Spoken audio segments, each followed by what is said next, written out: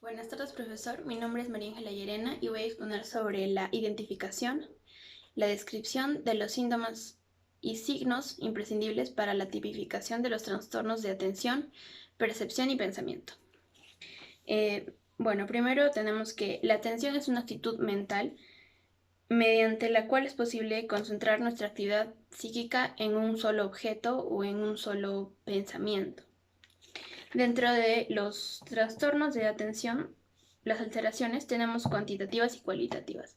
Dentro de las cuantitativas tenemos lo que es la aprosexia, que es la falta completa de atención, la hipoprosexia, que es la disminución de la atención que normalmente se tiene, y por último la hiperprosexia, que es la hiperactividad de atención.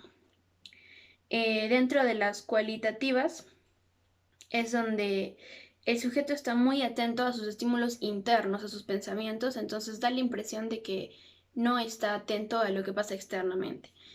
Luego tenemos lo que es la percepción, que es donde es lo que el cerebro percibe del mundo por nuestros órganos sensoriales, la vista, el oído, el olfato, el tacto. Dentro de los trastornos de la percepción tenemos los trastornos que son cuantitativos, tenemos las hiperestesias, que es la percepción de los estímulos con mayor intensidad.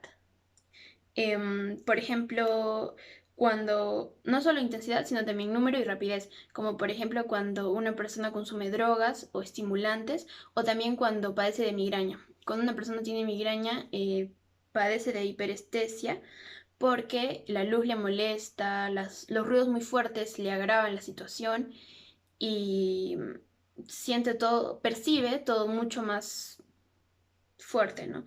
Luego tenemos las hipoestesias, que es lo contrario, que es la percepción de los estímulos mucho más disminuida, con menor intensidad, número y rapidez. Por ejemplo, dentro de la depresión, las personas suelen percibir todo mucho menos, ¿no? Por ejemplo, la felicidad de los otros no tienen esa capacidad para percibir tan bien el exterior como una persona que no está con depresión.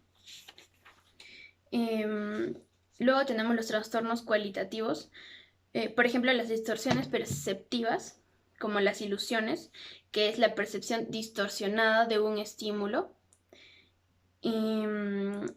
Luego tenemos las alucinaciones, que pueden ser táctiles, auditivas, visuales, olfativas, gustativas. Tenemos las senestésicas, que es donde la persona normalmente se da en la esquizofrenia, y es cuando las personas sienten esta infestación, este sentimiento de que algo está pasando dentro de ellos. Normalmente se habla de una sensación muy visceral o de las vísceras en realidad.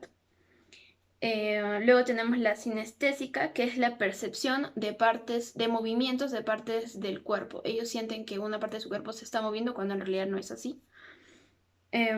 Luego tenemos las pseudoalucinaciones, que son normalmente auditivas y visuales. La diferencia con las pseudoalucinaciones y las alucinaciones es que dentro de las pseudoalucinaciones la persona es consciente de que lo que está oyendo no es, sale de su cabeza, pero ellos no piensan que es parte de un trastorno. Entonces es por esto que no buscan ayuda. Y en las alucinaciones la persona no es consciente de que esto no es real. Luego tenemos la alucinosis, es la no convicción de realidad, se sabe que no son ciertas. Un ejemplo podría ser cuando una persona está alcoholizada, tiende a distorsionar la realidad, puede ver las cosas borrosas, puede pensar que una persona es otra, y algunas veces cuando el nivel de alcohol no es tanto, esta persona es consciente de que lo que percibe no es real, sino es por la ingesta de bebidas alcohólicas, ¿no? Luego tenemos lo que es el pensamiento, permite la construcción, elaboración y comunicación de símbolos mediante los cuales se estructuran conceptos. Tenemos dentro del pensamiento lo que es la memoria, la inteligencia y el lenguaje. Dentro de las alteraciones del pensamiento tenemos la categoría de estructura, como la velocidad, como lo que es la taquipsiquia, que es el pensamiento muy rápido y normalmente se da en pacientes ansiosos.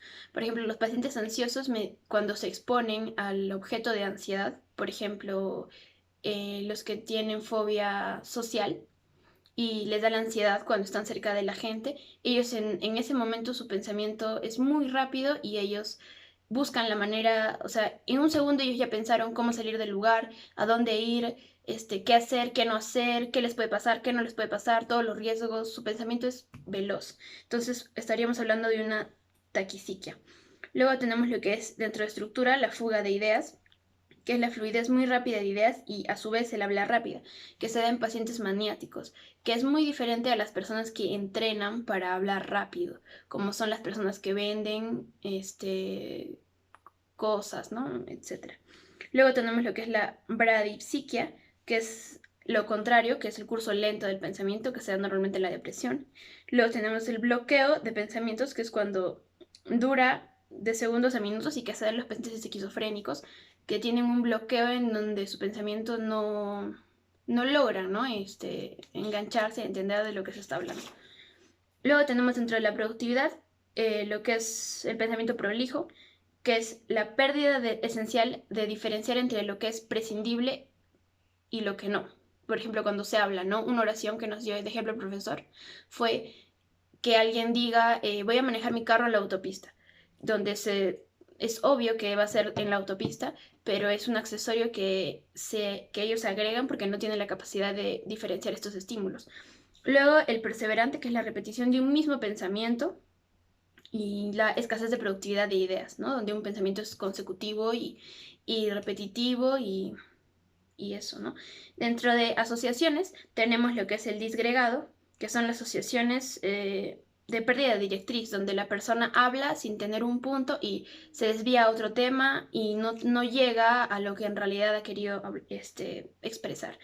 El pensamiento incoherente, que es la total incomprensibilidad, cuando las personas hablan no tienen sentido y normalmente se da en la esquizofrenia y en las demencias. Y por último, lo que es de contenido, donde están las ideas erróneas, sobrevaloradas, las que están cargadas efectivamente llegan a ser ideas obsesivas. Y también tenemos no llegan a ser ideas obsesivas, perdón, y también tenemos las ideas obsesivas, que son las ideas intrusas y repetitivas. Normalmente se dan en los pacientes con trastorno obsesivo-compulsivo, como son los rituales, la lavada de manos 5 veces, enjabonado 4 veces, esos rituales que ellos acostumbran a hacer para sentirse bien y que no les cause, y si no los hacen les causa una angustia.